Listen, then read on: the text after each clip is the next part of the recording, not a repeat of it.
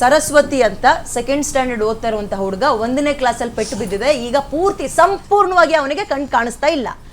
ಆ ಮೇಡಮ್ ನ ಟ್ರೀಟ್ಮೆಂಟ್ 3 ಸಲ ಸರ್ಜರಿ ಆಗಿದೆ. ಆ ಪುಟ್ಟು ಕಣ್ಣಿಗೆ, ಎಳೆಯ ಕಣ್ಣಿಗೆ 3 ಸಲ ಸರ್ಜರಿ ಆಗಿದೆ.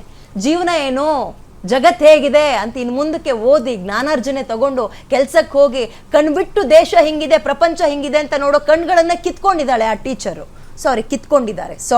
ನಾನು ನನ್ನ ಲಿಮಿಟ್ ಕ್ರಾಸ್ ಮಾಡೋದು ಬೇಡ, ಅವ್ರು ಮಾಡಿದ್ದಾರೆ ಅನ್ನೋ ಅರ್ಥಕ್ಕೆ. ಇನ್ನು ಮುಂದಕ್ಕೆ ಏನು ಹಾಗಾದ್ರೆ ಮಗು ಕತೆ ಏನು? ಅಜ್ಞಾನ ಎಂಬ ಕತ್ತಲಿನಿಂದ ಜ್ಞಾನ ಎಂಬ ಬೆಳಕಿನ ಕಡೆಗೆ ಕರೆದುಕೊಂಡು ಹೋಗುವ ಟೀಚರೇ ಕರಾಳ ಕತ್ಲೆಗೆ ದೂಕಿದಂತಹ ಪ್ರಸಂಗ ಇದು. ಇನ್ನು ಮುಂದಕ್ಕಾದ್ರೂ ಟೀಚರ್ಗಳು ದಯವಿಟ್ಟು ತಾಳ್ಮೆಯಿಂದ ಸಹನೆಯಿಂದ ವರ್ತಿಸಿ. ಮಕ್ಕಳಿಗೆಲ್ಲ ಕೌನ್ಸಿಲಿಂಗ್ ಬೇಕಾಗಿರೋದು ನಿಮಗೆ. ದನಗಳಲ್ಲ ಅವರು, ಮಕ್ಕಳು. ಹೇಳಿ, ಪ್ರಾಣಿಗಳೇ ಕೇಳಿತು ಅಂತ ಹೇಳಿದ್ರೆ ಮಕ್ಕಳು ಕೇಳಲ್ವಾ?